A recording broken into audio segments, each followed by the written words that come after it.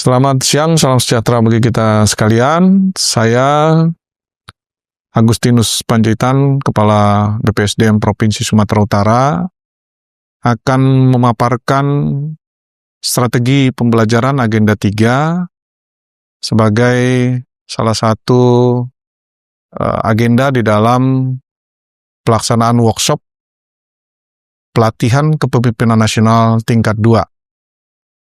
Baik, saya akan mulai dari dasar hukum penyelenggaraan, beberapa regulasi yang terkait dari mulai Undang-Undang 20 tahun 2023 tentang aparatur sipil negara, lalu PP nomor 17 tahun 2020, Permen-Pan RB nomor 38 tahun 2017, dan Perlan nomor 6 tahun 2022, dan dilanjutkan dengan beberapa keputusan LAN RI, serta surat edaran Deputi Bidang Kebijakan Bangkom ASN, serta SE Kepala LAN nomor 3 tahun 2025. Kemudian saya akan menjelaskan bagaimana tahapan atau staging dari blended learning ya sebagai salah satu metode pembelajaran dalam pelaksanaan pelatihan kepemimpinan nasional tingkat 2. Pertama dimulai dari pembelajaran klasikal tahap 1 yang dilakukan di tempat penyelenggaraan pelatihan. Lalu masuk ke tahap berikutnya, pembelajaran secara mandiri, di mana tempat para peserta berada. Lalu dilanjutkan tahap ketiganya dengan kegiatan e-learning, baik sinkronus maupun asinkronus. Ini juga dilakukan di tempat kedudukan peserta. Lalu dilanjutkan dengan pembangunan komitmen bersama, ini juga dilakukan di tempat kerja peserta. Lalu pembelajaran klasikal tahap kedua, ini di tempat penyelenggaraan pelatihan, kemudian aktualisasi kepemimpinan, ini di tempat kerja peserta atau tempat lainnya, dan terakhir dengan pembelajaran secara klasikal di tahap ketiga, di tempat penyelenggaraan pelatihan. Kemudian saya akan menjelaskan blended learning di dalam PKN tingkat 2, jumlah jam pelajaran yang harus ditempuh para peserta adalah 923 JP atau jam pelajaran dengan 107 hari pelatihan. Adapun kurikulum terdiri dari 3 jenis, mata pelatihan inti, mata pelatihan dasar, dan mata pelatihan pilihan. Mata pelatihan inti ini terdiri dari agenda mengelola diri, kepemimpinan strategis, manajemen strategis, termasuk aktualisasi kepemimpinan strategis. Mata pelatihan dasar ini mencakup agenda smart governance sesuai dengan ketentuan perundang-undangan, dan untuk mata pelatihan pilihan ini terdiri dari agenda penunjang pembelajaran aktualisasi kepemimpinan. Baik, saya akan menjelaskan agenda mata pelatihan inti dalam pelatihan kepemimpinan tingkat 2. Yang pertama, self-mastery. Ini mencakup energi kepemimpinan dan integritas kepemimpinan. Lalu, agenda kepemimpinan strategis mencakup kepemimpinan digital, kepemimpinan kewirausahaan, dan organisasi pembelajaran. Dan agenda 3 yang menjadi fokus di dalam strategi pembelajaran saya yang akan saya jelaskan lebih lanjut mencakup isu strategis, manajemen strategis sektor publik, marketing sektor publik, dan kemitraan swasta dan pemerintah. Dan terakhir, mencakup aktualisasi kepemimpinan yang terdiri dari visitasi agenda, visitasi kepemimpinan nasional, policy brief, dan proyek perubahan. Kemudian, saya akan menjelaskan secara lebih detail terkait dengan manajemen strategis.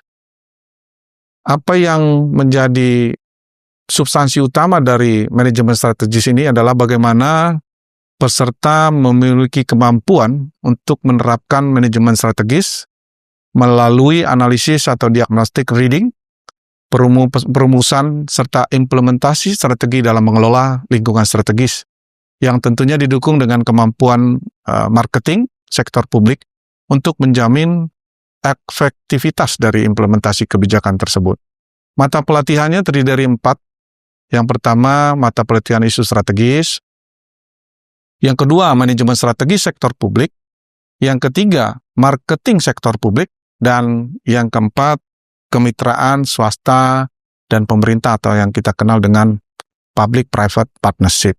Saya akan mulai menjelaskan dari mata pelatihan pertama, yakni isu strategis. Apa yang menjadi tujuan pembelajaran dari mata pelatihan pertama ini, yaitu peserta PKN tingkat 2 diharapkan mampu menjelaskan isu strategis tentang integritas kepemimpinan, kepemimpinan kewirausahaan, kebijakan nasional, dan visitasi kepemimpinan nasional yang mencakup tema dan subtema. Ini disampaikan juga secara terpisah. Lalu berikutnya mata pelatihan kedua ini mencakup manajemen strategi sektor publik yang diharapkan peserta mampu merumuskan strategi organisasi sektor publik di tempat tugas masing-masing. Dimulai dari menjelaskan konsep manajemen strategi sektor publik, ya. Lalu dia bagaimana mengidentifikasi atau menganalisis lingkungan strategisnya dan mampu mempraktikkan teknik penyusunan rencana strategis pada instansi pemerintah di mana peserta ini bertugas. Yang berikutnya, mata pelatihan ketiga, marketing sektor publik. Tujuan pembelajarannya adalah bagaimana peserta mampu memahami urgensi marketing di sektor publik, ya, tantangan dan strategi marketing di sektor publik, ya, mulai dari menjelaskan urgensinya dan bagaimana relevansinya terhadap marketing bagi birokrasi, mampu menjelaskan konsep umum marketing dan marketing sektor publik, lalu mampu menjelaskan tantangan dan strategi marketing sektor publik yang efektif. Dan yang terakhir, mata pelatihan keempat, yakni terkait dengan public-private partnership atau kerjasama pemerintah dengan badan usaha.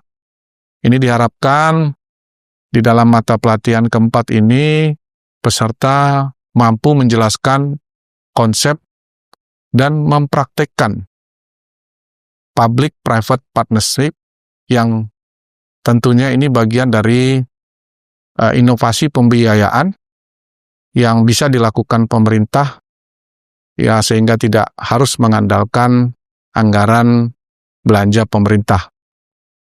Terdiri dari bagaimana nanti peserta mampu memahami konsep PPP atau Public Private Partnership atau kita kenal dengan KPBU, tentunya yang sebagaimana diatur oleh regulasi terkait PPP, lalu mampu menganalisis peluang dan risiko dari konsep atau skema PPP atau KPBU. Menganalisis risiko ini mencakup mengidentifikasi peluang-peluang yang ada yang bisa dibiayai dengan pola KPBU, dan tentu bagaimana memitigasi risiko-risiko yang kemungkinan akan terjadi jika konsep KPBU di dalam pengembangan sektor publik ini dilakukan oleh pemerintah. Yang berikutnya mampu mengembangkan program PPP atau KPBU di dalam pengembangan sektor publik, sehingga pelayanan publik menjadi lebih baik. Baik, saya akan menjelaskan skenario pembelajaran dimulai dari e-learning pertama secara sinkronus 2JP yang terdiri dari pembuka, pengantar, lalu ada overview agenda 3, lalu penjelasan kisi-kisi esai agenda 3 yang mencakup tugas di tahap pembelajaran mandiri, dan yang terakhir penutup. Untuk e-learning kedua, ini selama 3 hari. Hari pertama secara sinkronus 5JP, ini mencakup pembukaan, deskripsi agenda 3, lalu review dari materi dalam agenda 3 yang mencakup 4 mata pelatihan tadi, lalu ada penjelasan kisi-kisi esai di agenda 3 yang mencakup tugas agenda 3 di tahap pembelajaran mandiri dan penutup. Dan di hari kedua, di e-learning 2, ini ada yang secara sinkronus 6JP, itu mencakup pembukaan, penjelasan isu-isu aktual di agenda ketiga, diskusi kelompok terkait mata pelatihan manajemen strategis sektor publik, marketing sektor publik, dan kemitraan pemerintah dengan swasta, lalu penjelasan tugas dalam kegiatan asinkronus, dan penutup. Sedangkan secara asinkronus ada 4 JP, diskusi dalam 3-4 subkelompok, membahas masing-masing isu aktual, lalu menyusun bahan paparan subkelompok. Dan yang di hari ketiga, pada e-learning kedua ini, dilakukan secara sinkronus 5 JP, itu mencakup pembukaan, pemaparan dari subkelompok dan diskusi kelompok, penguatan fasilitator, review esai agenda, penjelasan tugas dalam asinkronus, dan wrap up dan penutup. Sedangkan untuk asinkronus ini dilakukan dalam 6 JP yang mencakup diskusi dalam 3-4 subkelompok, ya, termasuk memperbagi tugas kelompok dan memperbagi esai agenda individual. Dan di e-learning 3, ini dilakukan secara sinkronus 3 JP, mencakup pembukaan, review singkat dan highlight dari manajemen sektor publik, manajemen strategis sektor publik, marketing sektor publik, dan kemitraan pemerintah dengan swasta. Kemudian diskusi keterkaitan agenda 3 di dalam proyek perubahan, dan penutup. Baik, demikian penjelasan saya terkait dengan pelaksanaan pelatihan kepemimpinan nasional tingkat 2, secara khusus strategi pembelajaran di dalam agenda 3. Terima kasih. Horas!